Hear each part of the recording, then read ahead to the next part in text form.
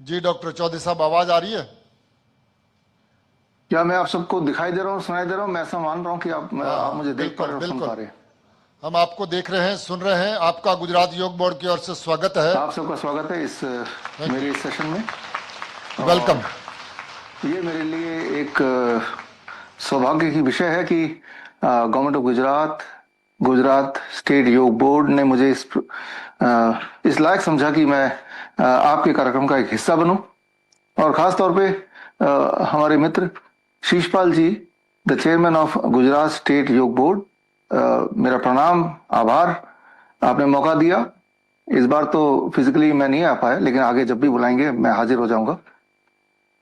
और सीधे चलते हैं, कार्यक्रम को शुरू करते हैं। मेरा वाला जो पार्ट है उसको मैं लेके आगे बढ़ता हूँ। हालांकि 4 तारीख का आपका जो सेशन था शीशपाल जी, उसमें आपने बहुत ही सरल शब्दों में एक निचोड़ बता दिया, how to prevent the disease, कैसे बीमारियों से बचना है, बीमार हो गए तो कैसे ठीक करना है। और कई बार ऐसा होता है कि कोई चीज बहुत सरलता से बता दो तो जो सीखने वाला है, जो समझने वाला है, जिसे करना है, उसे विश्वास ही नहीं होता कि ये ठीक हो सकता है, इतने आसानी से ठीक हो सकता है। इसीलिए as a practitioner, as a teacher, कई बार आपकी मजबूरी हो जाती है कि आसान चीजों को भी थोड़ा घुमा फिरा के इस तरह से बताओ कि वो इंसान कन्विंस हो, जिसे हम कन्विंस करना चाहते हैं। क्योंकि जो बीमार इंसान है, जब तक वो पूरी तरह कन्विंस नहीं होगा, तब तक आप उसे ठीक नहीं कर पाएंगे। और कोई भी इंसान जब कन्विंस होता है तो किन चीजों से होता है, इस पे हमें ध्यान देना चाहिए। किन बातों से उन्हें लगता है कि मैं ठीक हो जाऊंगा, ये जो बोल रहा है वो सत्य है। कुछ लोगों के लिए ऐसा होता है, अधिकतर लोगों के लिए, कि अगर बहुत बड़ी बिल्डिंग हो, बहुत सारे मशीनें हों, बहुत सारे डॉक्टर्स हों और बहुत महंगा हो वो हॉस्पिटल, तो उसे लगता है कि मैं ठीक हो जाऊंगा। और कुछ लोगों के लिए लगता है कि भाई बड़े बड़े एड्स अगर कहीं देख लिया हमने तो हम ठीक हो जाएंगे। तो इस तरह से हर एक का अपना अपना एक पैमाना है, जिस पैमाने से वो तौलते हैं कि मैं इस इलाज से ठीक हो जाऊंगा कि नहीं। और उसके बाद अपने पैमाने के हिसाब से जो उसे परफेक्ट लगता है, फिर वो उस इलाज की तरफ बढ़ जाता है। जब मैं बोल रहा हूँ कि उस इलाज की तरफ बढ़ जाता है, तो इलाज तो कई तरह से होते हैं। मान लो एक पेशेंट है जो कैंसर का पेशेंट है, या हार्ट का पेशेंट है, या किडनी का पेशेंट है, या कोई भी बीमारी का पेशेंट है। पेशेंट तो हो गया, उसे उसका जो गोल है वो ठीक होना है, तो वो चूज करता है कि मुझे कहाँ जाना है। एक रास्ता जो नेचुरोपैथी योग की तरफ जा रहा है, एक रास्ता एलोपैथी की तरफ जा रहा है, एक रास्ता आयुर्वेद की तरफ जा रहा है। हालांकि आयुर्वेद, नेचुरोपैथी, योग आपस में कॉम्बिनेशन है, लेकिन फिर भी एक रास्ता होम्योपैथी की तरफ जा रहा है और एक रास्ता जा रहा है कि मुझे कुछ करना ही नहीं है। तो वो पेशेंट अब ये तौलता है कि इनमें से मुझे कहाँ जाना चाहिए। तो सबसे पहले अधिकतर लोगों के लिए वो ये देखता है बाकी लोग कहाँ जा रहे हैं। तो बाकी लोग कहाँ जा रहे हैं, ये एक पैमाना है कि बाकी लोग जहां जा रहे हैं वो ठीक ही कर रहे होंगे, तो चुपचाप आंख बंद करके वहीं चल दो। दूसरा पेशेंट ऐसा भी होगा जो देखता है कि भाई कहाँ ज्यादा पैसा खर्चा हो जाएगा, तो उसका पैमाना ये है कि जो चीज ज्यादा बहुमूल्य हो, ज्यादा महंगी हो, शायद वही मेरे लिए ठीक है। इस तरह से लोगों ने अपने अपने पैमाने बनाए रखे हैं। मेरे आपकी तरह लोग जो हम इस बात पे चलते हैं कि एविडेंस क्या कहता है, सबूत क्या कहता है। जहां पे सबूत ये साबित हो जाए, जहां पे लिखित में कहीं हो, तो हम उसी को मानेंगे, उसी दिशा में बढ़ेंगे। चाहे वो हमारे ग्रंथों में लिखित हो या मॉडर्न किसी ने से प्रूव किया, हम उसी को मानेंगे। अगर आप उनमें से हैं तो फिर आज का ये सेशन मुझे लगता है आपके लिए उपयोगी होगा। एविडेंस बेस्ड, सबूतों के आधार पे। सबूत चाहे एक आदमी दे रहा हो, लेकिन सबूत दे रहा वो ज्यादा इंपॉर्टेंट है इन कंपैरिजन टू कौन क्या बोल रहा है, कौन क्या कर रहा है। बोलना आसान है, लेकिन बोलने के साथ अगर सबूत दिया जाए तो मुझे लगता है कि that is the best way कि वो सबूत को देखें। और बिना सबूत देखे सिर्फ हम देख रहे हैं कि ज्यादातर लोग कैंसर में कीमोथेरेपी कराते हैं तो वही ठीक होगा, ज्यादातर पब्लिसिटी तो उसी चीज की हो रही तो वही ठीक होगा। तो ये इससे नुकसान at the end of the day हो सकता है, कैंसर वो जो पेशेंट है उसी को हो। तो खैर आज के सेशन की शुरुआत करता हूं। शुरुआत करते हुए मेरे पास, मान लीजिए एक उदाहरण दे रहा हूं, ये एक दवाई है, ये दवाई मैंने बनाई है। इस दवाई का नाम मैंने रखा है, अगर आप पढ़ पा रहे हैं, सर्व रोग हारी, संस्कृत का मतलब हर रोग की एक दवा। वो दवा मेरे पास है, यानी कि इस दवा से सारी रोग ठीक हो जाएंगे। ये बेस्ट ट्रीटमेंट है, ये बेस्ट इलाज है आपके हर तरह की बीमारी का। मैंने आपको अभी बताया बेस्ट ट्रीटमेंट, तो आपके दिमाग में बेस्ट ट्रीटमेंट की डेफिनेशन क्या है? मेरे दिमाग में कोई भी ट्रीटमेंट बेस्ट माना जाएगा जब वो इन 5 पैमाने पे खरा उतरेगा। तो देखता हूं मेरी ये दवा इन 5 पैमाने पे सबूतों के साथ खरा उतरता है कि नहीं। तो बेस्ट ट्रीटमेंट के लिए कि कोई भी मेडिकल ट्रीटमेंट को बेस्ट मान सकते हैं अगर वो फास्टेस्ट हो, सबसे तेजी से काम करे, सेफेस्ट हो, कोई साइड इफेक्ट ना हो, बिल्कुल ना हो। तीसरा, एविडेंस बेस्ड हो, उसके सबूत पहले से ही हो, सबूत को प्रूव किया जा सके। चौथा, वो एक दवाई से कई सारी बीमारियां एक साथ ठीक कर देता हो, ये नहीं कि डायबिटीज की अलग दवा, बीपी की अलग दवा, माइग्रेन की अलग दवा, ऐसा ना हो। और पांचवा, वो इकोनॉमिकल भी हो, सबसे सस्ता भी हो। अगर कोई भी एक दवा इन 5 कंडीशन में खरा उतरती है तो इसका मतलब वो हमारे लिए बेस्ट दवा मान सकते हैं। तो अभी ये देखते हैं कि मैंने जो दवा का आविष्कार किया है सर्व रोग हारी, तो क्या ये बेस्ट दवा मान सकते हैं? अगर ये मान सकते हैं जब मैं साबित कर दूं कि मेरी जो दवा है वो इन 5 में को क्वालिफाई करती है, वो सबसे तेज भी है, सबसे सेफ भी है, एविडेंस बेस्ड भी है, और उसमें कोई एक ही दवाई से कई सारी बीमारियां एक साथ ठीक हो जाएंगी, और वो सबसे सस्ता भी हो, ये 5 क्राइटेरिया अगर ये फुलफिल करती है तो आप मानेंगे कि हाँ भाई ये दवाई सबसे अच्छी है। तो जब मैं दवाई बोल रहा हूं तो आपके दिमाग में फिलहाल फॉर मोस्ट ऑफ यू दवाई के नाम पे एलोपैथी की दवाई चल रही है। एलोपैथी की दवाई चल रही है तो एक उदाहरण देना चाहता हूं। मेरे मित्र हैं वियतनाम में, डॉक्टर फी, वो एलोपैथी के प्रोफेसर हैं, वो मेडिकल कॉलेज में पढ़ाते हैं। और जब वो पढ़ाते हैं तो किस प्रकार पढ़ाते हैं, इसका एक नमूना आप देखिए। वो इस प्रकार पढ़ाते हैं, मान लीजिए मैं उनकी जगह हूं और आज पहली क्लास है और मेडिकल के छात्र हैं, एमबीबीएस के छात्र हैं, पहला उनका सेमेस्टर है और पहली क्लास है, तो वो कुछ इस प्रकार पढ़ाते हैं। वेलकम फ्रेंड्स, और आपका स्वागत है मेडिकल कॉलेज में। आज मेडिकल कॉलेज का पहला दिन है और हम बात करेंगे दवाइयों की, और दवाइयों में ब्लड प्रेशर जो कि सबसे ज्यादा प्रेवलेंट है आजकल देश दुनिया में। तो ब्लड प्रेशर का कोई पेशेंट आएगा तो आपको क्या करना है, कौन सी दवाई देनी है, एक एक करके बात करते हैं। तो आगे वो बोलते हैं कि ब्लड प्रेशर की जहां तक दवाई की बात करें तो एक दवाई जो बहुत ही सेफ है, बहुत ही अच्छा है, बड़ी तेजी से काम करता है और करोड़ों लोग उसका इस्तेमाल करते हैं, दैट इज कॉल्ड डायूरेटिक्स।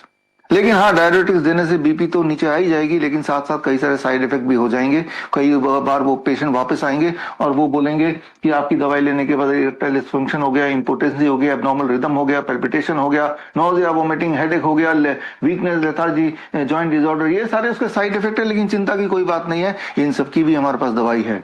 अगर कोई बोले कि इरेक्टाइल डिसफंक्शन हो गया तो कोई बात नहीं, हम उसको व्याग्रा दे सकते हैं साथ में, और व्याग्रा देंगे तो उसमें से भी कुछ लोग वापस आएंगे, बोलेंगे व्याग्रा खाने के बाद हेडेक हो गया, डिजीनेस हो गया, रनिंग नोज हो गया, इंडाइजेशन हो गया। लेकिन इसकी चिंता करने की बात नहीं है। अगर हेडेक हो भी जाए तो उसके लिए एक दवाई दे दीजिए, पैरासीटामोल। लेकिन हाँ, पैरासीटामोल लेते ही कुछ लोग वापस आएंगे, बोलेंगे कि भाई इससे कॉन्स्टिपेशन हो गया, एलर्जी हो गया, या इंडाइजेशन के लिए आप देंगे जेंटेक, और जेंटेक देने के बाद थोड़े बहुत साइड इफेक्ट होंगे। जेंटेक देने के बाद वो कुछ उनमें से कुछ आएंगे, बोलेंगे इंसोम्निया हो गया, नोजिया, डायरिया, कॉन्स्टिपेशन मुझे हो गया। ठीक इसी तरह से एबनॉर्मल रिदम के लिए कोई अगर आता है डायरेटिक लेने के बाद तो उसे पकड़ा दीजिए प्रोकाइनामाइड, और ये प्रोकाइनामाइड देने के बाद एबनॉर्मल रिदम के लिए वो हो सकता है वापस आ जाए। थोड़े बहुत सिम्टम है कि मुझे डायरिया हो गया, लॉस ऑफ एपिटाइट हो गई, और लेकिन उसके लिए भी चिंता की कोई बात नहीं। उसके लिए आप इमोडियम उसको दे दीजिए, और इमोडियम देने के बाद भी कुछ लोग वापस आएंगे, बोलेंगे उसको और सिम्टम आ गए, constipation, dizziness, abdominal pain, vomiting, nausea आ गया। ठीक इसी प्रकार अगर कोई बोलता है कि आपके डायरेटिक्स लेने के बाद मेरे बीपी तो थोड़ा बहुत कम हुआ लेकिन मुझे वीकनेस आ गई, चिंता की कोई बात नहीं, उसके लिए भी हमारे पास दवा है, मल्टीविटामिन सप्लीमेंट दे दीजिए। लेकिन हाँ, मल्टीविटामिन सप्लीमेंट के भी अपने साइड इफेक्ट्स होते ही हैं, जैसे ड्राइनेस, नोजिया, वोमिटिंग, और ठीक इसी तरह से जॉइंट डिसऑर्डर हो सकता है डायरेटिक लेने के बाद, और उसको लेने के बाद जॉइंट डिसऑर्डर होगा, पेशेंट आएगा ही आएगा आपके पास शिकायत करते हुए। उसको non steroidal anti inflammatory drugs पकड़ा दीजिए, या स्टमक अल्सर किसी को हो जाए डायरेक्टली लेने के बाद उसे भी एंटासिड वगैरह पकड़ा दीजिए। लेकिन हाँ, उसके भी साइड इफेक्ट्स हैं, जैसे iron and vitamin B12 deficiency हो जाएगी। लेकिन चिंता की कोई बात नहीं है, iron and vitamin B12 deficiency के दवाइयां और इंजेक्शन भी है, वो भी आप उसको आगे दे सकते हैं, और इस तरह से पूरी क्लास घंटों चलती है। तो आप समझ रहे हैं कि एक दवाई लेंगे उसके 10 साइड इफेक्ट होंगे, 10 साइड इफेक्ट 10 और दवाइयां लेंगे तो एक जाल बिछ जाएगा, और अल्टीमेटली डेफिनेटली वो पेशेंट जिस इनिशियल प्रॉब्लम के लिए आया था वो प्रॉब्लम अपनी जगह पे तो है ही, और खूब सारी प्रॉब्लम का एक खजाना बन ही जाएगा। तो क्लियरली एक बात मैं आपको शुरू में बता दूं कि एलोपैथी में कोई ऐसी दवाई बनी नहीं है जिससे कोई भी एक बीमारी थोड़ी बहुत भी ठीक हो जाए। ध्यान से सुनिए मेरी बात, थोड़ी बहुत ठीक होने की बात कर रहा हूं, 100% तो मैं बोल भी नहीं रहा कि कोई भी ऐसी एलोपैथी की दवाई धरातल में अभी तक नहीं बनी जिससे कोई भी एक बीमारी 1% भी ठीक हो जाए, आधा प्रतिशत भी ठीक हो जाए, ऐसा कोई सबूत है ही नहीं। बल्कि पिछले कुछ सालों से मैंने एक चैलेंज भी दिया है, जो चैलेंज आज भी मैं आपके माध्यम से पहुंचाना चाहता हूं हर एक को जो सुन रहे हैं, कि ऐसी कोई एक दवाई का नाम बता दो जिससे कोई भी एक बीमारी थोड़ी बहुत भी ठीक हो जाए, तो और ऐसा साबित कर दें आप, ऐसा कोई सबूत ले आए, तो मैं आपको 10 लाख रुपए दे दूंगा। ये कोई आज का चैलेंज नहीं है, इस चैलेंज में कुछ साल से मैं दे ही रहा हूं, आप में से बहुत लोगों को पता ही होगा। अभी तक तो 10 लाख रुपए लेने के लिए कोई आया नहीं। आप जो लोग सुन रहे हैं तो आप अपने अपने डॉक्टर के पास जाइए, बोलिए 10 लाख रुपए कमाने का बहुत अच्छा मौका है, आप सिर्फ एक दवाई का नाम बता दीजिए और एक सबूत दे दीजिए कि इस दवाई से ये वाली बीमारी ये थोड़ी बहुत ठीक होती हो, ऐसा कोई सबूत, तो आप वो सबूत लेके मेरे पास आ जाइए, दवाई का नाम बताइए, 10 लाख रुपए मुझसे ले जाइए। ऐसा नहीं हो सकता क्योंकि ऐसे कोई सबूत है ही नहीं, है ही नहीं। आपको सुनने में बड़ा आश्चर्य हो रहा होगा कि इतना बड़ा तामझाम एलोपैथी का है, तो कोई एक दवाई आप सोच रहे होंगे कि भाई डायबिटीज की दवाई से डायबिटीज ठीक हो जाती है या कंट्रोल हो जाती है। सोच के देखिए, ठीक तो होती ही नहीं है, ये सब जानते ही हैं। कंट्रोल भी नहीं होती, क्योंकि कंट्रोल होती तो हर थोड़े थोड़े दिन बाद, कुछ महीने बाद दवाइयों का डोज बढ़ाना क्यों पड़ता, अल्टीमेटली इंसुलिन पे क्यों आ जाता है। ठीक इसी तरह से अगर कोई बोलेगा कि ट्यूबरक्लोसिस की दवाई से ट्यूबरक्लोसिस ठीक हो जाती है, याद रखिए आज से करीब 20 साल पहले थोड़ा बहुत ठीक हो भी जाता था, लेकिन आजकल के जो वायरस एंड बैक्टीरिया है वो पूरी तरह म्यूटेट हो चुके हैं, पूरी तरह म्यूटेट, यानी कि ड्रग रेजिस्टेंट ट्यूबरक्लोसिस के बैक्टीरिया हैं। और इसीलिए 2016 ऑनवर्ड्स WHO को भी मानना पड़ा, अनाउंस करना पड़ा कि अभी के जो एंटीबायोटिक्स हैं वो पूरी तरह से अब कारगर नहीं है, बिल्कुल कारगर नहीं है, क्योंकि अब सारे bacteria, virus, everything is mutated, next generation के आ गए हैं। लेकिन उनके जो साइड इफेक्ट आते हैं वो दवाइयां लेने से वो अपनी जगह पे बॉडी में रहेंगे। तो बोलने का मतलब है, चाहे कोई एंटीबायोटिक हो, चाहे कोई एंटीवायरल हो, चाहे लाइफस्टाइल डिजीज की दवाइयां हो, कुल मिला के, या फिर कीमोथेरेपी वगैरह, कैंसर के ड्रग्स हो, ऐसी एक दवाई नहीं है जो एलोपैथी में, मॉडर्न मेडिसिन में ये साबित हो गया हो इसके लेने से पेशेंट को किसी भी तरह का कोई फायदा होगा इन कंपैरिजन टू नहीं लेने के। तो खैर, दवाइयों से कोई कभी क्यों नहीं ठीक हो सकता, उसका जो बेसिक कारण है उसको समझने के लिए आपके बॉडी का, आपका स्टमक का जो काम करने का तरीका, उसे थोड़ा अंडरस्टैंड करना पड़ेगा। क्योंकि जो भी दवाई लेते हैं या तो इंजेक्ट करते हैं तो ब्लड में जाता है, ब्लड वेसल में, या फिर खाते हैं तो वो पेट में जाता है। पहले तो खाने की बात करते हैं, पेट में जाता है तो आपका पेट किस तरह काम करता है ये जरा समझिए। इसको समझाने के लिए मैं आपको एक छोटा सा मॉडल दिखाता हूँ। कैमरे को थोड़ा डाउन करना पड़ेगा। अब देखिए, मान लीजिए ये आपका पेट है, पेट में हर वक्त इस वक्त भी कुछ ना कुछ पड़ा होगा, राइट। तो ये आपका पेट है, कुछ ना कुछ पड़ा है। ये शाम को आपका पेट है, इसमें भी कुछ ना कुछ पड़ा है, खाली तो होता नहीं है। अब इसमें मान लीजिए ये दोनों जो आप देख रहे हैं, बाउल देख रहे हैं, एक में पानी है राइट हैंड साइड मेरे, एक में केरोसिन है, मान लेते हैं। अब दोनों में ही लिक्विड है, एक में पानी, एक में केरोसिन। अगर इसमें पहले वाले में, पानी वाले में मैं एक चिंगारी डालूं और दूसरे वाले में एक चिंगारी डालूं, दोनों में डल तो गया एक ही चिंगारी, लेकिन दोनों में उस चिंगारी का रिएक्शन टोटली अलग होगा। पहले में चिंगारी डालते हुए बुझ जाएगी, दूसरे में चिंगारी डालते ही वो एकदम से विस्फोटक हो जाएगा, पूरा जल जाएगा, आग फैल जाएगा। तो ठीक इसी प्रकार हर वक्त आपके पेट की स्थिति अलग अलग होती है। सुबह पेट खाली होता है, खाना खाने के 2 घंटे तक जो भी खाया वो धीरे धीरे डाइजेस्ट होता है। अगर दूध आपने सुबह पिया वो शाम तक भी पड़ा रहता है, सड़ता रहता है। तो जब आप कोई दवाई लेते हैं तो ये समझना पड़ेगा, ड्रग जो कि एक रिफाइंड चीज है वो बॉडी डाइजेस्ट नहीं करती है, वो बॉडी एब्जॉर्ब करती है। एब्जॉर्प्शन प्रोसेस से काम करता है, ना कि डाइजेशन प्रोसेस काम करता है। जब आप खाना खाते हैं वो डाइजेशन प्रोसेस से काम करता है, और जब आप कोई दवाई लेते हैं वो एब्जॉर्प्शन प्रोसेस से काम करता है। और ड्रग एब्जॉर्प्शन डिपेंड करता है कि उस वक्त आपके पेट में क्या पड़ा हुआ है।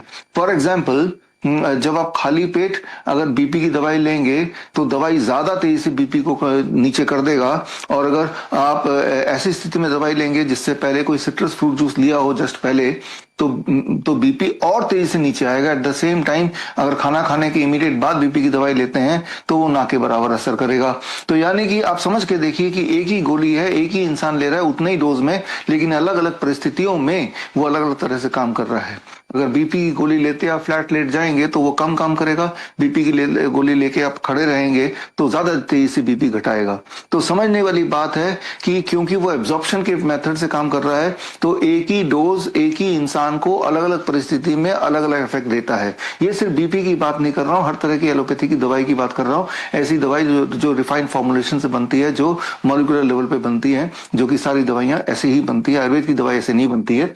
तो अब जो फूड होता है वो डाइजेशन करता है, वो डाइजेस्टिव होता है, इसलिए फूड का जो बॉडी में किस तरह से काम करेगा वो थोड़ा बहुत प्रिडिक्टेबल होता है।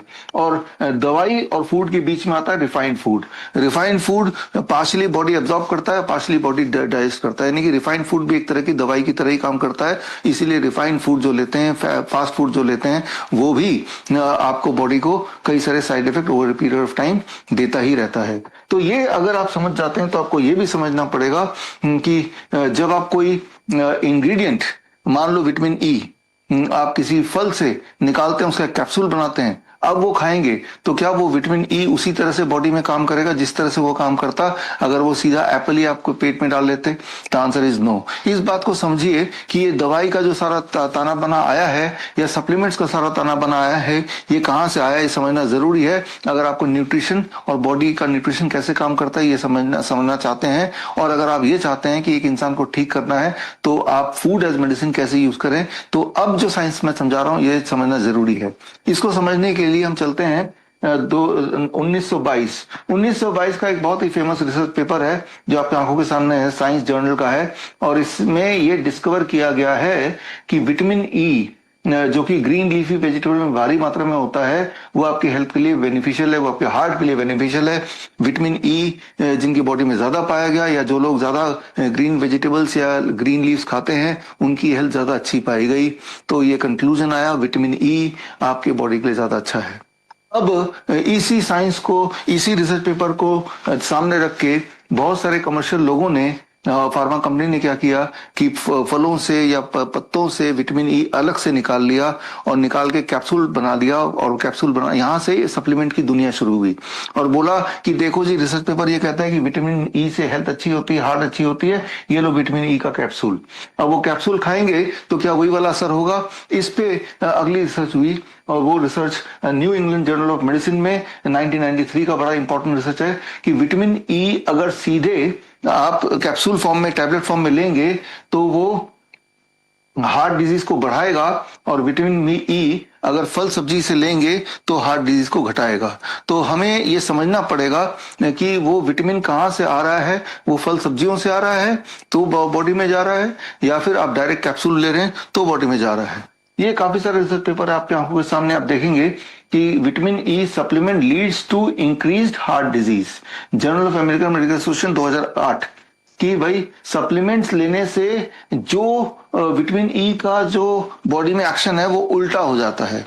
अगर विटामिन ई सीधे आपके ग्रीन वेजिटेबल से आ रहे हैं तो हार्ट को प्रोटेक्ट करेगा, लेकिन अगर वही चीज सीधे सप्लीमेंट के फॉर्म में आ रहे हैं तो हार्ट को डैमेज करेगा।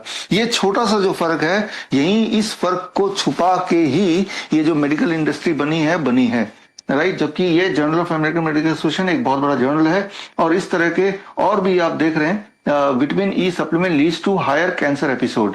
विटामिन ई अगर फल और सब्जियों से आपके पेट में जाता तो वो कैंसर को बचाएगा, लेकिन अगर यही कैप्सूल और टैबलेट के फॉर्म में जाएगा तो कैंसर को पैदा करेगा, राइट। ठीक इसी तरह से ये मेटा एनालिसिस मतलब जितने सारे रिसर्च हुए हैं 2003 तक इसी विषय में, उन सारे रिसर्च पेपर को कंबाइन करने के बाद जो एक फाइनल आंसर है, इसे मेटा एनालिसिस बोलते हैं। इसमें ये दिया गया vitamin supplementation in the prevention of cardiovascular disease. तो इसको अगर पढ़ेंगे तो आप पाएंगे लैंसेट, जो कि एक वर्ल्ड फेमस जर्नल है, कि सप्लीमेंट्स जब लेते हैं तो कार्डियोवास्कुलर डिजीज बढ़ जाती है, लेकिन वही वाला विटामिन एंड मिनरल अगर सीधे वेजिटेबल फ्रूट से आपके बॉडी में जाता है तो कार्डियोवास्कुलर डिजीज के रिस्क घट जाते हैं। तो इसी तरह से कॉकरेन, जो कि एक बहुत ही बड़ा और एक प्रसिद्ध ऑर्गेनाइजेशन है, इनका अगर आप ये 2012 का मेटा एनालिसिस पढ़ेंगे तो आप पाएंगे कि इन्होंने ये देखा कि भाई इंपॉर्टेंट ये नहीं कि आपकी बॉडी में कौन कौन से मिनरल्स एंड विटामिन आ रहे हैं, इंपॉर्टेंट ये कि वो उसका सोर्स क्या है, क्या वो उसी फॉर्म में आ रहा है जिस फॉर्म में नेचर ने बनाया, या उसमें से एक्सट्रैक्ट करके तब आपको टैबलेट कैप्सूल या इंजेक्शन के रूप में डाला जा रहा है। इस पे दिस इज मोस्ट इंपॉर्टेंट। तभी ये देखा गया है कि जो लोग सप्लीमेंट्स लेते हैं उन्हीं में ज्यादा बीमारी होती है इन कंपैरिजन टू जो लोग सप्लीमेंट नहीं लेते हैं। मान लो आपको किसी भी मिनरल या विटामिन की डेफिशिएंसी है भी, तो आप उतने बीमार नहीं पड़ने वाले जितना कि उस मिनरल एंड विटामिन की डेफिशिएंसी को पूरा करने के लिए आप कोई सप्लीमेंट लें। इस रिसर्च पेपर को पढ़ेंगे 2012 का, तो यही आपको समझ में आएगा। अब ऐसा क्यों है, इसको समझना चाहिए कि ऐसा क्यों होता है। इसको समझाने के लिए मैं एक सिंपल उदाहरण देता हूं। उदाहरण एक सेब का ले लेते हैं। आप एक सेब लीजिए और एक सेब को आप देखेंगे तो उसमें कई तरह के विटामिन, मिनरल, फाइटोन्यूट्रिएंट्स और एंटीऑक्सीडेंट होंगे, कई तरह के। एक एप्पल के अंदर इतने तरह के इंग्रेडिएंट होंगे, राइट। तो एक ही सेब के अंदर जिसमें फाइटोकेमिकल्स हैं, एंटीऑक्सीडेंट्स हैं, विटामिन हैं, मिनरल है, पूरी तरह से पैक्ड होके, अब उसमें पानी भी है, कार्बोहाइड्रेट भी है, प्रोटीन भी है, फैट भी है, तब जाके एक सेब बनता है, राइट। ये उसे हम बोलते हैं सेब, राइट, जैसे यहाँ पे आप देख ही रहे हैं। अब मान लो इसमें हर तरह का विटामिन है, विटामिन बी के कैरोटीन है, जो कि मान लो आपकी इम्यूनिटी के लिए बड़ा अच्छा है। तो क्या हम ऐसा सोच सकते हैं कि चलो भाई इस चीज को मैं एप्पल से एक्सट्रैक्ट कर लूं, इसकी एक टैबलेट बना दूं, खा लूं तो सेम बेनिफिट मिलेगा? क्या मिलना तो चाहिए, आफ्टरऑल यही इसका काम है। इस बात को समझने के लिए आप एक उदाहरण लीजिए। मान लीजिए मैं आपसे एक सवाल पूछता हूं कि आपकी जो गाड़ी है, कार है, उस कार में सबसे इंपॉर्टेंट पुर्जा कौन सा है जिसकी वजह से कार आगे बढ़ती है, जो उसका मेन काम है एक इंसान को एक जगह से दूसरी जगह पहुंचाती है? कौन सा? सोच के देखिए आपके दिमाग में कौन सा आ रहा है। कोई बोलेगा टायर, कोई बोलेगा इंजन। मान लेते हैं इंजन, कि इंजन सबसे महत्वपूर्ण है, वही गाड़ी को एक जगह से दूसरे ले जाती है। तो मैं एक काम करता हूँ, इंजन अगर महत्वपूर्ण है तो इंजन को कार से निकालता हूँ और इंजन के ऊपर ही बैठ जाता हूँ, और मैं उम्मीद करता हूँ कि अब ये सबसे महत्वपूर्ण चीज तो मेरे पास है, तो इसी से मैं अपना काम चला लूंगा। मुझे इंजन में बैठ गया, इंजन को स्टार्ट कर दिया, इंजन मुझे ले जाएगा। वो इंजन तभी काम करेगा आपके लिए जब वो कार का हिस्सा बन के रहेगा। अगर उसके कोई बोलतेगा कि पहिए, तो मैं पहिए निकाल के उसके ऊपर बैठ जाऊंगा। कोई बोलेगा सीट ही नहीं होगी तो कार में कोई बैठेगा कैसे? तो मतलब ये सीट है, ये पहिए है, ये इंजन है, वो बॉडी है, वो ब्रेक है, वो सारा मिला के कार बना, और उसके अंदर बैठे तभी जाके वो अपना काम कर पाया। ठीक उसी तरह से जिस तरह से कार के अलग अलग पुर्जे को पैक करते हैं तो जाके वो कार बनती है, सिमिलरली आपका जो फल है, इन दिस केस एप्पल, उसके अलग अलग पुर्जे हैं और उनको जब पैक करते हैं तो एप्पल बनता है। और तभी ये बी कैरोटीन है या जो फाइटोकेमिकल्स हैं, ये तभी काम करेंगे जब ये आसपास में इनके साइड में बाकी मिनरल्स एंड विटामिन्स का ग्रुप होगा, तभी ये अपना काम निभा पाएंगे, राइट। और एक तो ये बात है। दूसरा एक इंपॉर्टेंट बात कि हम आपने देखा होगा टीवी में, ऐड में, कि हर एक इंसान को अपने बॉडी वेट के अनुसार रोज पर केजी वेट 1 ग्राम प्रोटीन लेना ही चाहिए। इस तरह के भ्रामक ऐड अखबार में, टीवी में आप देखते ही हैं। लेकिन वो समझना पड़ेगा कि जब आप कोई फल, सब्जी या कुछ भी खाते हैं तो वो बॉडी में किस तरह से एसिमिलेट होता है। अब इसको समझने के लिए नेचर कैसे न्यूट्रिशन को बॉडी में, फ्रूट्स में पैक करता है या वेजिटेबल में पैक करता है, इसको समझिए। मान लेते हैं कि 2 सेब आप लेते हैं एक ही पेड़ से, एक ही साइज का, एक ही समय। 2 सेब हैं, ये एक ही पेड़ के सेब हैं, एक ही साइज के हैं, एक ही टाइम पे आप दोनों को तोड़ते हैं।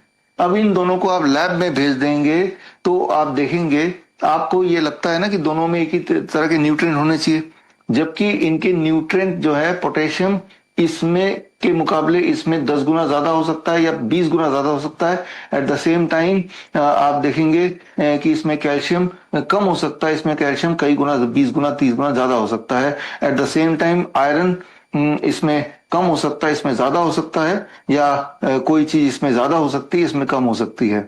ये बड़ा अनप्रिडिक्टेबल है, राइट। तो एक ही फल में दो फल हैं, सेम साइज के हैं, सेम पेड़ से, तब भी इसमें जो अलग अलग न्यूट्रिएंट हैं वो कम ज्यादा हो ही सकता है, राइट। तो ये बात को हमें समझना पड़ेगा। और अब जब यह हमने इस बात को समझ लिया, जैसे प्रोटीन है, इसमें कम है, इसमें ज्यादा है, तो या इसमें ज्यादा, इसमें कम है, तो वो नेचर का अपना प्लस माइनस है, अब जब इस एप्पल को खाएंगे तो क्या ये अलग ढंग से असर करेगा या इस एप्पल खाएंगे तो अलग ढंग से असर करेगा? ये बात बहुत अनप्रिडिक्टेबल है। क्यों? क्योंकि जब आप कोई फूड खाते हैं मुंह से तो सबसे पहले तो वो डाइजेस्ट होता है, तो जब डाइजेशन के लेवल पे, एब्जॉर्प्शन के लेवल पे, ट्रांसपोर्टेशन के लेवल पे, फिर डिस्ट्रीब्यूशन, ऑर्गन डिस्ट्रीब्यूशन होता है, फिर बायोकेमिकल पाथवेज में जाते हैं, कुछ स्टोर हो जाता है और कुछ एक्सक्रीट हो जाता है, बॉडी से बाहर निकल जाता है स्टूल के माध्यम से। तो ये सारा रास्ता ट्रेवल करते हुए बॉडी डिसाइड करता है कि ये जो इंसान ने फल खाया है, इधर एप्पल खाया है, इस एप्पल में से वो पेट तक तो उतना ही पहुंच गया, अब कितना पार्ट डाइजेस्ट करा दूं, कितना पार्ट वहीं रोक के रखूं, कितना पार्ट स्टूल से भेज दूं, और जब वो डाइजेस्ट हो गया तो वो ब्लड स्ट्रीम में कौन कौन से सेल में कितने जाने हैं, पोटेशियम कौन से सेल में ज्यादा जाना है, किसमें कम जाना है, सोडियम किसमें कम ज्यादा जाना है, कैल्शियम कितना जाना है, ये सारा कुछ हमारे बॉडी का इंटेलिजेंस है। ये इंसान ने इस सिस्टम को 0.001% भी नहीं समझा है। तो जो भी आप खाते हैं, जो आप देखते हैं ऐड में कि भाई 1 ग्राम प्रोटीन पर केजी बॉडी वेट रोज लेना चाहिए, अरे बाबा जो भी आप खाएंगे जाएगा तो पेट में ही, और पेट में जाने का पेट का जो इंटेलिजेंस है वो डिसाइड करेगा कि अब इसकी डिस्ट्रीब्यूशन में किस आधार पे करूं, कितना रोकूं और कितना मैं स्टूल से पास कराऊं, है ना। तो ये बात समझनी पड़ेगी कि भाई ये जो कैलकुलेशन के बेसिस पे करते हैं, इतना कैल्शियम रोज लेनी चाहिए, इतना प्रोटीन खाना चाहिए, इतना ग्राम कार्बोहाइड्रेट आपके फूड में होना ही चाहिए, ये अनप्रिडिक्टेबल साइंस है, इसका कोई बेस नहीं है। क्योंकि मुंह के बाद पेट में जाएगा, आप बॉडी कैसे रिएक्ट करेगा, इट डिपेंड्स ऑन कि आपके बॉडी को किस चीज की कितनी रिक्वायरमेंट है।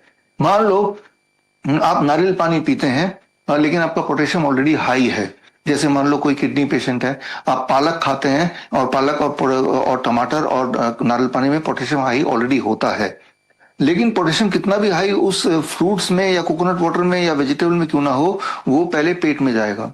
और उस इंसान के बॉडी में अगर पोटेशियम ऑलरेडी हाई है, जैसे किडनी पेशेंट में होता है, तो पेट डिसाइड करेगा भाई इसके तो पोटेशियम जितना होना चाहिए उतना है ही, तो मैं इस खाने में से जो पोटेशियम वाला हिस्सा है वो स्टूल से बाहर पास कर देता हूं और उतना ही रखता हूं जितना इस बंदे को जरूरत है।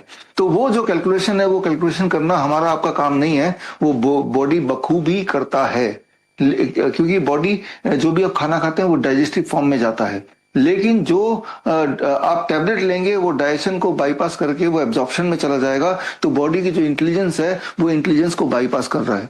और इसीलिए दवाइयां जब बनती हैं वो कभी भी काम नहीं आती, क्योंकि वो रिफाइंड प्रोसेस से बनती है, वो मॉलिक्यूलर लेवल पे बनती है, जबकि हमारा जो इंटेलिजेंस सिस्टम है मॉलिक्यूलर लेवल प्रोसेस को नहीं समझता है। ये बात आपको बिल्कुल समझनी पड़ेगी। और तो हम करें क्या? अब सवाल ये आता है कि ये बात अब तक समझ आ गई होगी with all the limited time कि दवाइयां कभी भी किसी भी इंसान को किसी भी रूप में कोई भी फायदा दे नहीं सकती है, ऐसा मेडिकली प्रूवन नहीं है। अगर वो कुछ थोड़ा बहुत रिलीफ देगी तो उसके बदले में साइड इफेक्ट उसका भरपूर होगा, जो उस रिलीफ के कंपैरिजन में बहुत ज्यादा डेंजरस होगा। यही चीज साबित हुई है, ये कोई मेरा मानना नहीं है, सिर्फ ये मेडिकल साइंस के अंदर ही प्रूवन है। और कोई मुझे गलत साबित करके दिखा दे तो मैं 10 लाख रुपए दे दूंगा। ये ऐलान तो बहुत पहले का है, आज फिर ऐलान कर दिया। और ये जो लाइव चल रहा है ये कई सारे चैनल में चल रहा है, हमारे जितने भी एसोसिएट्स हैं उनके चैनल में भी चल रहा है, तो जाहिर सी बात है हजारों लाखों लोग अल्टीमेटली इस वीडियो को देखेंगे। तो और अभी भी पहले भी मैंने बताया था, तो एक बात दिमाग में बिठा लीजिए, कोई बोलता है कि भाई अगर हेडेक की दवाई लेते हैं हेडेक ठीक हो जाता है, हेडेक ठीक नहीं होता है। हेडेक का एहसास आपका ब्रेन करने नहीं देता है, आपका ब्रेन का जो एक सेंसरी सिस्टम है वो स्विच ऑफ हो जाता है, हेडेक होने के बावजूद भी आपको महसूस नहीं होता। लेकिन वो जो हेडेक का कारण है ब्रेन इन्फ्लेमेशन, वो अपनी जगह बनी रहती है, बल्कि और इन्फ्लेम्ड होता है। और बॉडी भी आपको बार बार फाइट बैक करके ठीक करने की कोशिश कर रही है, और बॉडी भी कोशिश करते करते आपको ठीक कर ही देती है। लेकिन बॉडी को और मेहनत लगती ठीक करने के लिए, बिकॉज बीच में आपने घुसा दिया वो हेडेक की दवाई। तो ये बात हमें समझनी ही पड़ेगी। और तो अब सवाल ये आता है, सीधे मुद्दे पे आते हैं कि हम कैसे ठीक हों, कैसे किस पेशेंट को ठीक करें, क्योंकि ठीक करने के लिए दवाइयां तो काम करती नहीं है, ये बात समझ लिया होगा। तो इसके लिए आपको उनकी जिंदगियों को देखना होगा जो कभी बीमार नहीं पड़ते, जो लंबी जिंदगी जीते हैं, 100 साल जीते हैं, हेल्दी जीते हैं और हेल्दी मरते हैं। ऐसे आज भी हमारे दुनिया में कुछ जगह हैं जहाँ पे लोग बीमार नहीं पड़ते हैं, बहुत कम बीमार पड़ते हैं, दवाइयां नहीं लेते हैं, दवाइयों पे निर्भर नहीं रहते हैं, 100 साल जिंदा रहते हैं और हेल्दी ही आखिर तक जिंदा रहते हैं। वो कौन कौन से दुनिया के पार्ट हैं वो यहाँ पे मैंने कर दिया है। जापान में, ग्रीस में, इटली में, कोस्टारिका में, यूनाइटेड स्टेट में, अलग अलग जगह पे ऐसे ऐसे लोग रहते हैं, कम्युनिटी रहती है, ऐसे ऐसे ट्राइब रहते हैं जैसे जापान में ओकिनावा है, इटली में सर्दिनिया है, ऐसे इन्हें बोलते हैं ब्लू जोन पीपल। इन्हें नाम दिया गया ब्लू जोन पीपल। मीन्स जो दवाइयों से दूर हैं, जो 100 साल तक जीते हैं और आखिर तक हेल्दी रहते हैं और हेल्दी ही मरते हैं, राइट। तो ये ब्लू जोन पीपल बोलते हैं। तो ये क्या ऐसा करते हैं इसी दुनिया में रहते हुए कि बीमार नहीं पड़ते, दवाइयां पे नहीं रहते, 100 साल तक जीते हैं? तो ये क्या करते हैं? ये बात को अगर समझ लें और वही चीज हम करने लगे तो मैंने देखा कि इंसान बीमार पड़ता नहीं, और जो बीमार पड़ा हुआ इंसान ठीक हो जाता है। इसी पे मैंने अध्ययन किया। 15 साल पहले की बात बता रहा हूं मैं, 15-20 साल पहले की बात। और मैंने अध्ययन जब किया तो मुझे 2 पॉपुलेशन मिले जिनको क्लोजली मैंने देखा। उन दिनों मैं कुवैत जाता था। तो कुवैत एक ऐसा देश है बहुत छोटा, जो दुनिया का सबसे अमीर देशों में माना जाता है, सबसे अमीर नंबर 1 पे माना जाता है, सबसे अमीर देश। हर कुवैती इंसान के पास इतना सारा पैसा होता है, और गवर्नमेंट भी हर साल इतना पैसा देती है, टैक्स वगैरह तो है नहीं वहां, कि कोई भी कुवैती सिटीजन को काम करने की जरूरत नहीं है खाने पीने के लिए। हर कुवैती सिटीजन के पास अपनी गाड़ी, अपना बंगला, अपना खाना पीना सारा कुछ फ्री है। और हर साल गवर्नमेंट इतना पैसा देती है कि उससे उसका अच्छा खासा लाइफस्टाइल चल सकता है, और उसके बावजूद भी वो काम करना चाहे तो काम कर सकता है। बोलने का मतलब कुवैत में के population are the most rich population of the world. और लेकिन कुवैत का एक और बात है, कुवैत की जो पॉपुलेशन है वो दुनिया में सबसे बीमार पॉपुलेशन में से है। वहां पे डायबिटीज 21% पॉपुलेशन को है, जबकि भारत में 10% को है। तो भारत से डबल ज्यादा बीमार लोग वहां पे हैं। तो बीमार एक पॉपुलेशन मैंने ले लिया, क्योंकि यहाँ पे मेरा आना जाना था तो मैं इनको क्लोजली देख पा रहा था। और एक पॉपुलेशन भारत का ले लिया, जारावास। जारावास अंडमान निकोबार आइलैंड में है। वहां पे एक छोटा सा ट्राइब है, जो आज भी आज से 50,000 साल पहले का आदि मानव वाला जिंदगी जीते हैं। जारावास में ना तो कोई कैंसर है, ना कोई हार्ट डिजीज है, ना कोई डायबिटीज है, या किसी तरह की कोई लाइफस्टाइल डिजीज जो आम इंसान को होती है ही नहीं। तो मेरे पास 2 पॉपुलेशन थे साइड बाय साइड। एक दुनिया के सबसे बीमार लोग जिनसे मैं क्लोजली वॉच कर रहा था, और एक दुनिया में के ऐसे लोग, ये भी इंसान, ये इंडियंस, जिनको कोई बीमारी उनके उस कम्युनिटी में देखी ही नहीं गई है। तो अब मैंने देखा कि ये इनका लाइफस्टाइल क्या है और इनका लाइफस्टाइल क्या है। तो मैंने एक बात पकड़ी कि ये लोग जो खाते हैं वो एक अलग डाइट है, और ये लोग जो खाते हैं वो अलग डाइट है। इनका मैंने नाम दिया, इनका डाइट मैंने देखा, जो डाइट का पैटर्न उसका नाम दिया वीआईपी डाइट, और इनके डाइट का पैटर्न का नाम दिया डीआईपी डाइट। अब वीआईपी डाइट क्या है इसे समझनी पड़ेगी। समझ, वीआईपी हमारे देश में कौन होते हैं, वीआईपी कल्चर क्या है, इसको तो आम जनता समझती है, आप समझते ही हैं। वीआईपी का मतलब यह है कि ऐसे लोग जिनके लिए कोई कानून का मतलब नहीं है। अगर रेड सिग्नल है, ट्रैफिक लाइट है, लेकिन वीआईपी का पूरा पूरा काफिला आएगा, वो सिग्नल को तोड़ता हुआ यूं ही निकल जाएगा। आसपास के लोग बोलेंगे देखो जी वीआईपी जा रहा है। वीआईपी हमें कैसे पता लगा? क्योंकि ये कानून नहीं मानता, ट्रैफिक के रेड सिग्नल को नहीं मानता, अरे ये तो वीआईपी है। तो अगर कोई वीआईपी अपने आप को जताना चाहेगा तो उसको यही करना पड़ता है भारत में। तो कुछ इस तरह के फूड होते हैं जो जैसे ही आपने खाया वो बॉडी के कोई नियम नहीं मानेगा, सीधा वो वीआईपी की तरह सारे नियम तोड़ के सीधे ब्लड में चला जाएगा। तो ये लोग वो खाना खाते हैं जो वीआईपी की तरह मुंह से पेट में जाते ही पेट के इंटेलिजेंस को इग्नोर करते हुए पूरे बॉडी में फैल जाते हैं, अफरा तफरी मचा देते हैं। एक तरह का डाइट है डीआईपी डाइट, जो जारावास लोग ज्यादा लेते हैं।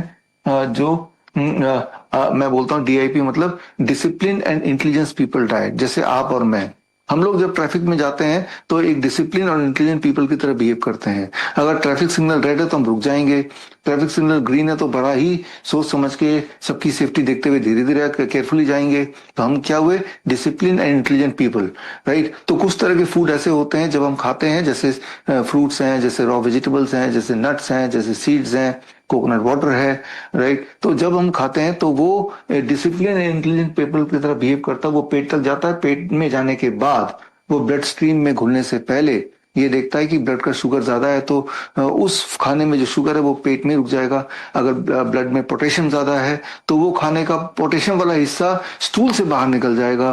तो यानी कि आपके बॉडी के संतुलन को वो बिगाड़ेगा नहीं, पहले बॉडी के संतुलन को देखेगा, और उसके बाद जो चीजों की कमी बॉडी में है वो अधिक मात्रा में ब्लड में जाएगी, एब्जॉर्ब करेगी, डाइजेस्टिव होगी, और जो जिसकी मात्रा बॉडी में ऑलरेडी ज्यादा है तो वो मात्रा अगर उस फूड में ज्यादा भी है तो भी वो ब्लड में न जाके स्टमक में ही रुकी रहेगी या स्टूल से पास हो जाएगी। इस तरह से ये जो फूड है DIP diet, discipline intelligent peoples diet, जिस तरह से आप जब ट्रैफिक में जाते हैं तो आप देखते हैं कि भाई उधर से गाड़ी आ रही कि नहीं, इधर से गाड़ी आ रही कि नहीं, सब कुछ सेफ है कि नहीं, लाइट ग्रीन है कि नहीं, और तब सोच समझ के आगे निकलते हैं, राइट? नहीं तो आप रुक जाते हैं, ताकि आपकी सेफ्टी, आपके आसपास की सेफ्टी। तो डाइट भी इसी तरह से काम करता है। तो अब इन दोनों के डाइट में जो फर्क है वो आपको मैंने समझाया कि ये VIP डाइट और ये DIP, आप जैसे हम जैसे लोग जो ट्रैफिक के हर नियम को मानते हैं, ठीक उसी तरह से कुछ तरह के डाइट ऐसे हैं जो पेट में जाके पेट के ट्रैफिक के नियम के अनुसार ही चलते हैं, और इसलिए ये जरावास के लोग बीमार पड़ते ही नहीं है। हाँ, जरावास के लोगों की कुछ और दिक्कतें हैं, जब जंगली जानवर अटैक करते हैं तो मर जाते हैं, पेड़ में कुछ फल तोड़ने गए वहां से गिर गए तो मर गए, इस तरह से कोई ना कोई इंजरी से वो मरते जल्दी हैं, लेकिन बीमारी से नहीं मरते हैं। मुख्य बात यह है। और अब जब ये दोनों डाइट, अब अगला स्लाइड मेरा सबसे इंपॉर्टेंट है कि कौन कौन से डाइट को VIP डाइट बोल सकते हैं और कौन कौन से डाइट को DIP डाइट बोल सकते हैं। इसके लिए आप देखिए कौन कौन से डाइट ऐसा है जो VIP की तरह काम करता है, पेट के अंदर जाते ही है। उनमें एनिमल फूड, जानवरों से जो फूड निकल के आता है, जानवरों से क्या निकल के आता है? अंडा है, मीट है, मछली है, दूध है, लस्सी है, मक्खन है, घी है, जानवरों से निकल के आ रहा है।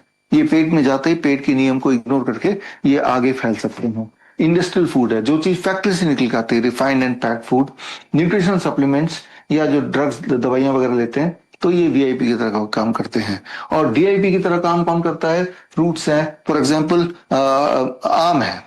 हमारे पेशेंट्स जो डायबिटीज के पेशेंट, इंसुलिन डिपेंडेंट पेशेंट, आम के सीजन में हमारे हॉस्पिटल में भरपूर आम खिलाते हैं रोज सुबह, जितने में उसका पेट भर जाए, मन भर जाए। और उसके बावजूद भी उनका ब्लड शुगर तो नॉर्मल रहता ही है और उनकी इंसुलिन भी छूट जाती है। वो भी हैरान हो जाते हैं कि मैंने इतना मीठा खाया, मेरा इंसुलिन छूट गया, मेरा ब्लड शुगर नॉर्मल है, पहले दिन में कैसे हो गया? क्योंकि ये DIP है। कोई भी फ्रूट कितना ही मीठा क्यों ना हो, जब खाली पेट उसको लेते हैं, जब वो पेट में जाता है तो पहले वो एसेस करता है कि मुझे, मेरी शुगर की जरूरत ब्लड में है क्या। अगर ब्लड में ऑलरेडी शुगर एनफ है तो वो पेट में रहेगा, लिवर में छुप जाएगा, स्टूल से पास हो जाएगा, या धीरे धीरे ब्लड में जाएगा, जैसे जैसे ब्लड का शुगर कम होता जाएगा। डिसिप्लिन एंड इंटेलिजेंस पीपल्स हैं, डिसिप्लिन भी और इंटेलिजेंट भी है। ठीक इसी तरह से वेजिटेबल्स जो कच्चा अगर खाते हैं, स्टीम करके खाते हैं या बॉईल करके खाते हैं, वो भी DIP की तरह काम करता है। नट्स एंड स्प्राउट्स, वो भी DIP की तरह काम करता है। लीव्स, पत्ते, पालक के पत्ते, मूली के पत्ते, धनिया के पत्ते, पुदीना के पत्ते, पान के पत्ते, ये भी इसी तरह से काम करते हैं। तो ये रही DIP डाइट। मैंने एक्सपेरिमेंट क्या किया, ऐसे लोगों को पकड़ लिया जो कुवैत के थे और वो इस तरह के डाइट में थे और बेहद बीमार थे। उनको पकड़ के उनको हमने एक हफ्ते के लिए बोला कि ये छोड़ो और आप DIP डाइट यानी कि फ्रूट्स, वेजिटेबल, और ये दिया जो जारावास का डाइट था।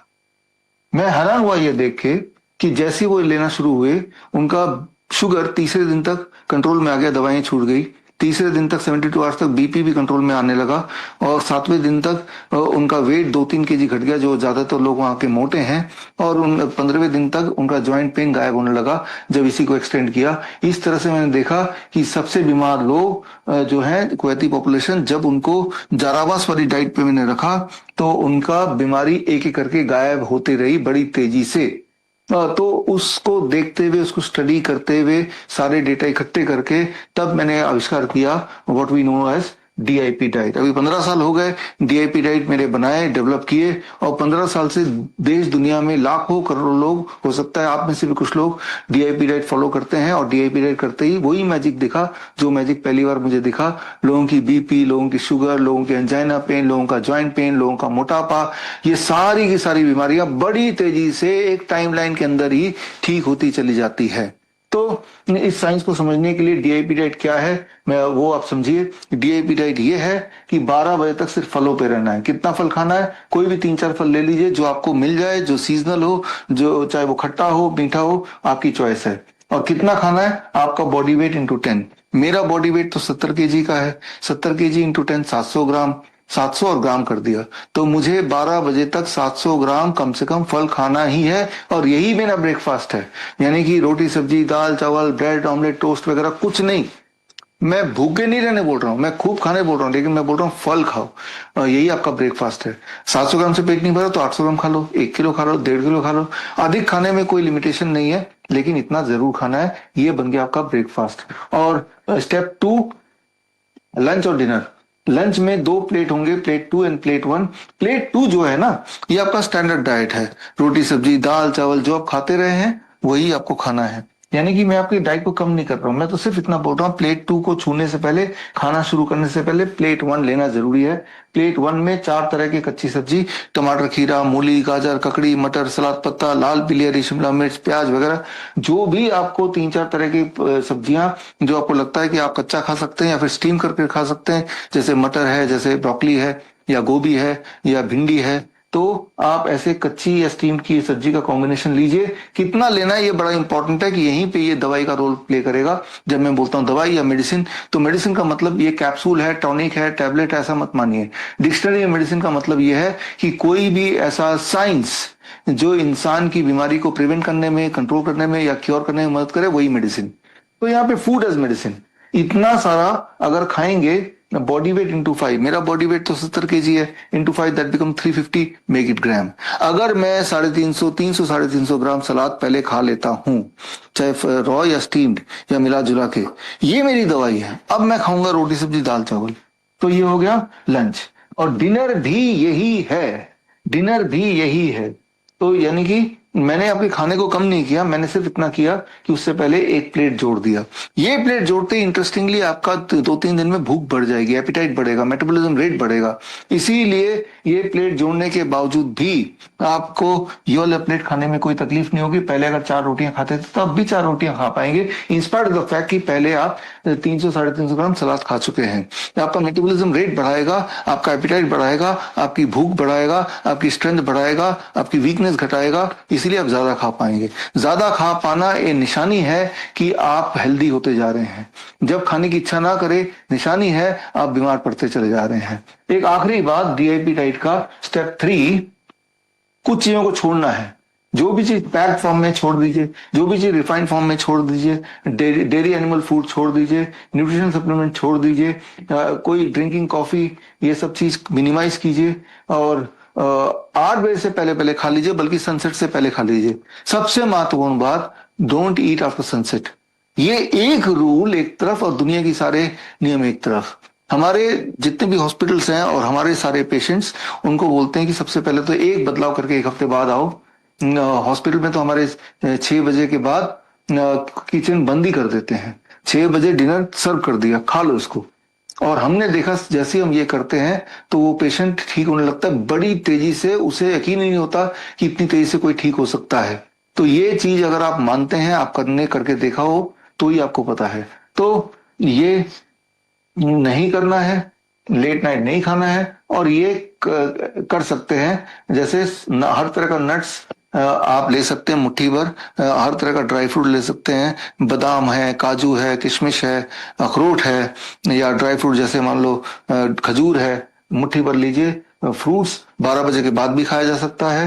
हुंजा टी, चाय, हर्बल टी, स्प्राउट्स मुट्ठी भर ले सकते हैं। नारियल पानी, नारियल जब मर्जी ले सकते हैं, बट 6-7 बजे के बाद नहीं। और धूप में बैठना आपके लिए आवश्यक है। 40 मिनट बैठिए, 20 मिनट बैठिए, बैठिए जरूर, क्योंकि जब धूप लगती है बॉडी को तो जो खाना आपने खाया वो ज्यादा अच्छा ऑब्जॉर्ब होगा, वो ज्यादा अच्छा वो बॉडी में ट्रेवल करेगा, और जहां जिस न्यूट्रिएंट की कमी है वहां तक पहुंचेगा। तो इसे हम बोलते हैं डीआईपी डाइट। और इसी डाइट पे आप में से भी कुछ लोग होंगे, और देश दुनिया के लाखों करोड़ों लोग डीआईपी डाइट फॉलो करते हैं। वो इसीलिए फॉलो करते हैं क्योंकि उनमें वो ठीक हो रहे हैं, और ठीक होने के बाद तभी वो रिकमेंड करते हैं किसी और को। आप अगर ठीक नहीं होंगे इस डाइट से, आप कभी किसी को नहीं बताएंगे। और जो लोग मुझे सुन रहे हैं, वो कमेंट में भी लिखिए अगर आपने डीआईपी डाइट लिया है और अगर आप ठीक हुए हैं, या जो भी आपका रिस्पॉन्स रहा है। ठीक नहीं भी हुए तो भी लिखिए, ताकि लोगों को क्लियरली ये दिखे कि इस डाइट से क्या फायदा होता है।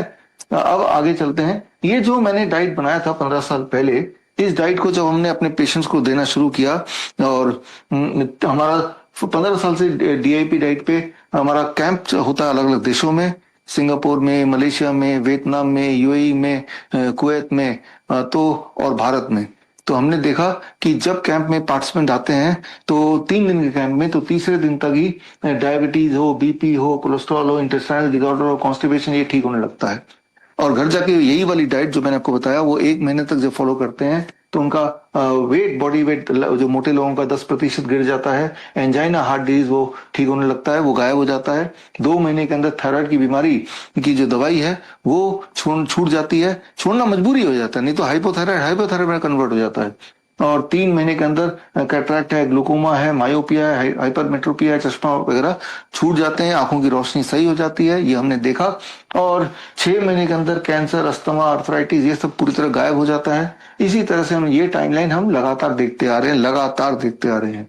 और जो बातें मैंने बताई, जिस बात से मैंने शुरू किया था कि दुनिया की कोई ऐसी दवाई, ये रहा दवाई, जिसमें वो सारे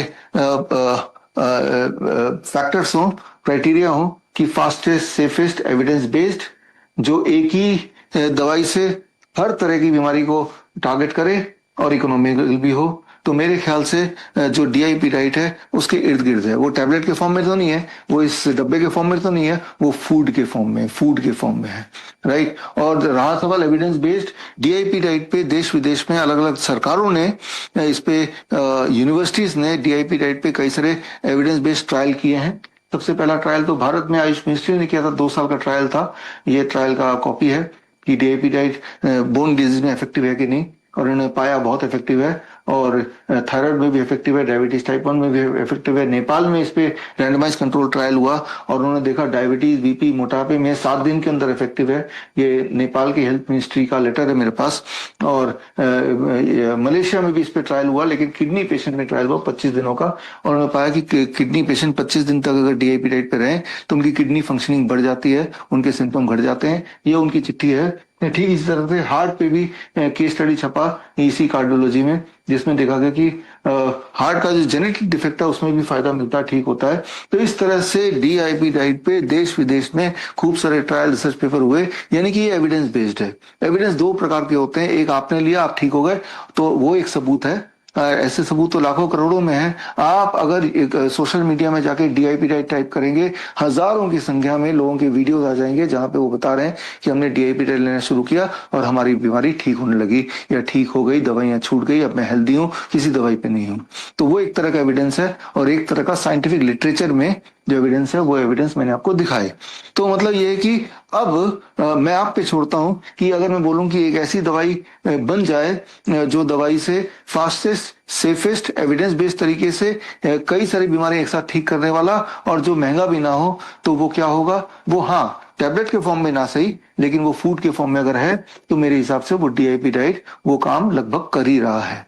अब इसके थोड़ा और आगे अगर हम चलें कि हमने देखा है 72 आवर कैंप में, हमारा कैंप हर महीने लगता है हिम्स मेरठ में, तो उस कैंप में जब आते हैं लोग, 80% लोग 3 दिन के अंदर ही उनकी डायबिटीज से पूरी दवाई, इंसुलिन छूट जाती है। 70% लोगों की बीपी की दवाई पूरी तरह छूट जाती है तीसरे दिन तक। और weight reduction 1.5 kg on average मोटे लोगों में होता है। कॉन्स्टिपेशन, आईबीएस के सिम्टम 90% का 3 दिन के अंदर छूट जाता है। और जिनका 3 दिन में नहीं भी होता तो घर जाने के बाद 6 दिन 7 दिन में उनका भी छूट ही जाता है। तो ये आंकड़े हैं जो over the period of time हमने खुद कलेक्ट किए, डेटा मेरे पास है। जो लोग सुन रहे हैं वो कोई भी सरकारी एजेंसी, हेल्थ मिनिस्ट्री या कोई भी मेडिकल एसोसिएशन अगर चाहे तो वो डेटा हम साझा करने को तैयार है, ताकि आप ये देखें कि एविडेंस बेस्ड है। और हर महीने ये एविडेंस बेस्ड हमारे जो 3 दिन का कैंप हम रिपीट करते हैं 15 साल से, वो सारा डेटा मेरे पास है। वो अलग अलग बुक्स के रूप में हम छापते भी रहते हैं। और बच्चों की बात करें तो डीआईपी डाइट में थोड़ा सा बदलाव है। डीआईपी डाइट का जो फ्रूट्स लेने का और सैलड लेने का फॉर्मूला है, बच्चों के केस में ×2 हो जाता है 4 से 10 साल में, क्योंकि उनकी एपिटाइट ज्यादा होती है। और अगर 11 से 17 साल के लिए ×1.55 हो जाता है। मतलब कि अगर फ्रूट ब्रेकफास्ट में मुझे 700 ग्राम फ्रूट लेना है, मतलब मेरा बॉडी वेट ×10 है, तो बच्चों के केस में बॉडी वेट ×20 हो जाएगा। 11 साल से 17 साल के बच्चों के केस में बॉडी वेट ×1.5, राइट, मतलब 15 हो जाएगा। ठीक है ना। तो लेकिन 60 साल के ऊपर के लोगों की एपिटाइट थोड़ी कम होती है, मेटाबॉलिज्म रेट बहुत स्लो होती है, तो वो अगर मैं 60 साल का हो जाऊंगा तो और मेरा वेट अगर इतना ही रहता है उससे ऊपर, तो मैं 700 ग्राम की जगह 600 ग्राम खाऊंगा तब भी मेरा काम चल जाएगा। इस तरह से डीएपी डाइट को कैलकुलेशन वाइज, एज वाइज हम ऊपर नीचे थोड़ा बहुत कर सकते हैं, ये हमने किया है। अब आते हैं दोबारा से कि इससे आपने देखा कि एक ही सिस्टम से कई सारी बीमारियां कितने टाइमलाइन में ठीक होता है विद मेडिकल एविडेंसेस, वो भी आपने देख लिया। अब इसका दूसरा पक्ष हम लेते हैं हेल्थ का, कि दवाइयों के माध्यम से क्या होता है। याद रखिए कि जब किसी को डायबिटीज होती है, ब्लड शुगर बढ़ता है, तो अल्टीमेटली कुछ सालों में उसका किडनी फेल हो जाता है, फिर मर जाता है। लाइफ स्पैन ये रहा, यहां से यहां तक पहुंचने में 10 साल 20 साल लग जाते हैं मरने, डायबिटीज होने में और किडनी फेलियर से मृत्यु होने में। लेकिन डायबिटीज को ठीक करने के लिए अगर बोलते हैं मैं दवाई ले लूंगा तो उससे क्या होता है, इस बात को देखिए, दवाई इंसुलिन लेने के बावजूद भी किडनी फेलियर होगी और डेथ होगी, और टोटल लाइफ स्पैन तब भी उतना ही रहेगा। दवाई से सिर्फ आपका ब्लड शुगर की रीडिंग कम आ रही है, लेकिन आपकी लाइफ स्पैन नहीं बढ़ रही, क्वालिटी ऑफ लाइफ इंप्रूव नहीं हो रही, या किडनी फेलियर से बच नहीं पा रहे हैं, तब भी होगा ही होगा, या कुछ और लिवर फेलियर हो जाएगा, कुछ और दिक्कत आ जाएगी। तो मैं ये बोलना चाह रहा हूं कि दवाई लेते हैं जब है, तब सिर्फ आपको ये सांत्वना मिलती है कि मैं दवाई ले रहा हूं और ये लगता है कि भाई मैं अब लंबा जीऊंगा, जबकि मेडिकल लिटरेचर में ऐसा कोई सबूत नहीं है। जो मैंने बताया इसका सबूत अगर आपको चाहिए तो आप मेरी किताब पढ़िए, न्यू डायबिटीज गाइडलाइन, विश्वरूप.com/ebook में जाके, तो आपको एक बात समझ आएगी, वो ये कि आपने अगर दीवार मूवी देखी थी तो उसमें दो हैं, एक रवि है, दो भाई, और एक विजय है। रवि एक गरीब इंस्पेक्टर और विजय एक बड़ा स्मगलर, अमीर स्मगलर। दोनों को डायबिटीज हो जाती है। गरीब इंस्पेक्टर तो दवाई लिया नहीं, उसका ब्लड शुगर 300 रहता है, और अमीर स्मगलर भाई ने दवाई ले ली, मेटफॉर्मिन ले ली, उसका ब्लड शुगर 200 से नीचे रहता है। अब इन दोनों में से कौन लंबा जिएगा? तो मेडिकल रिसर्च ये कहती है दवाई जो लोग लेते हैं उससे ब्लड शुगर भले ही उसका कम दिखता है, लेकिन उसकी लाइफ स्पैन भी कम हो जाती है बाई 22%। 22%। इस बात के सबूत के तौर पे, जैसे मैंने बताया, ये बुक आप पढ़ सकते हैं, ये तो फ्री डाउनलोड है, इसमें सारे एविडेंस दिए हैं, accord trial, advance trial, VADT trial, UKPDS trial, दुनिया भर के बड़े से बड़े ट्रायल हैं इसमें। तो जिनको भी ये लगता है कि दवाई लूंगा तो मैं लंबा जीऊंगा या मेरी बीमारी होने की पॉसिबिलिटी थोड़ा पोस्टपोन हो जाएगी, एविडेंस ये नहीं कहती। एविडेंस यही कहती है कि ऐसा नहीं होता, ठीक उसका उल्टा होता है। तो रास्ता हेल्थ का तो दवाइयों से होते हुए जाता ही नहीं है, वो रास्ता जाता है नेचुरोपैथी से, जो मैंने आपको बताया, साइंस बेस्ड एग्जाम्पल से मैंने आपको समझाया। तो अब आते हैं एक इसके हिस्से पे, एक पहलू पे, कि जो लोग बोलते हैं कि डेयरी प्रोडक्ट लेना चाहिए या एनिमल फूड लेना चाहिए, क्यों ना ले हम। याद रखिए, इंसान ही एक ऐसा जानवर है जो जीवन भर दूध पीता है, और इंसान ही एक ऐसा जानवर है जो दूसरे जानवर का दूध पीता है। बाकी सारे जानवर अपने माँ का दूध पीते हैं, वो भी पहले कुछ दिनों के लिए, कुछ महीनों के लिए। शेर गाय का शिकार कर लेगा, लेकिन कभी आपने सुना देखा हो शेर ने गाय को पकड़ा, उसका दूध पी रहा है? तो नेचर में, वाइल्ड में जानवर किसी का और जानवर का दूध नहीं पिएगा। आपके घर का कुत्ता तो पी लेगा, क्योंकि वो घर में बंधक है, उसे जो भी देंगे, पिज्जा देंगे, तो अल्टीमेटली मजबूरी में वो पिएगा ही, खाएगा ही। लेकिन वाइल्ड में, नेचर में, एक जानवर दूसरे जानवर का दूध नहीं पीता, चाहे उसका शिकार कर ले, वो अलग बात है। तो नेचर के नियम को इंसान ने तोड़ा तो इंसान को तो भुगतना पड़ेगा ही। विश्वरूप.com/white truth, इस लिंक में जाएंगे तो ढेरों रिसर्च पेपर हैं जिससे साबित होता है कि dairy product is not for human. इसको सिंपल भाषा में आपको समझाने के लिए यहाँ पे आता हूं कि एक कार्निवोरस, यानी कि जो जानवरों को खाते हैं, एनिमल ईटिंग एनिमल, और हर्बीवोरस मतलब वो जानवर जो पेड़ पौधे को खाते हैं, जैसे हाथी है, घोड़ा है, गाय है, भैंस है। कार्निवोरस मतलब जैसे शेर है, राइट, या चीता है।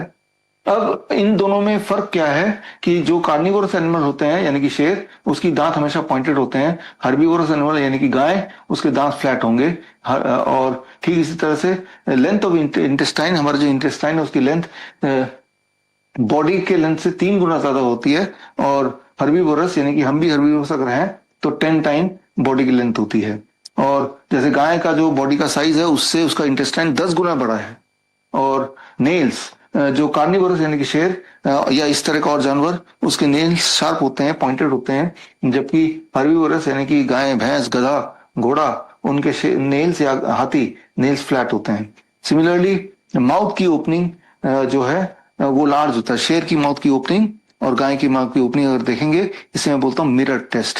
आप एक शीशे के सामने, मिरर के सामने खड़े हो जाइए, ऐसे कीजिए, ऐसे करके देखिए और देखिए कि आपका चेहरा किसकी तरह लग रहा है। आपका चेहरा एक शेर के चेहरे से मिल रहा है या आपका चेहरा एक गाय के चेहरे से मिल रहा है। ध्यान से सोचिए, तो आप पाएंगे कि आपका चेहरा लगभग यहां मिल रहा है, ना कि ये लग रहा है।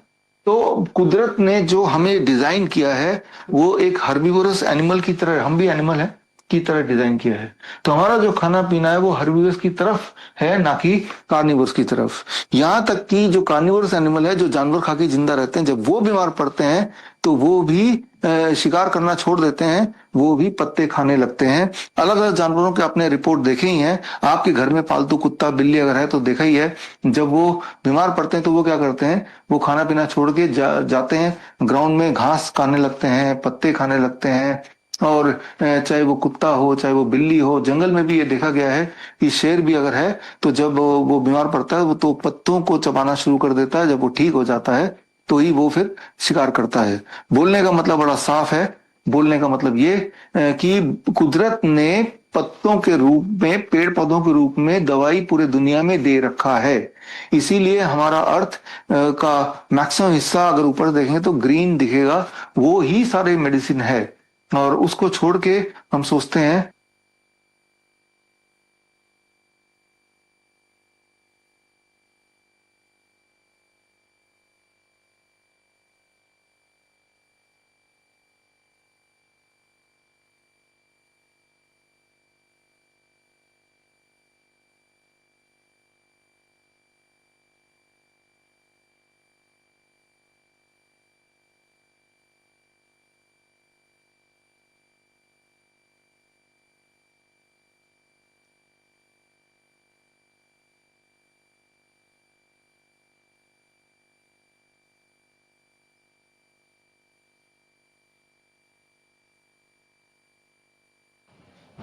ઓમ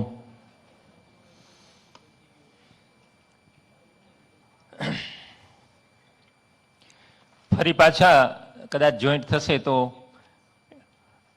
આપણે પ્રયત્ન કરીએ છીએ, પણ અત્યારે આપણે ઓનલાઈન 2 સેશન આપણે કર્યા છે.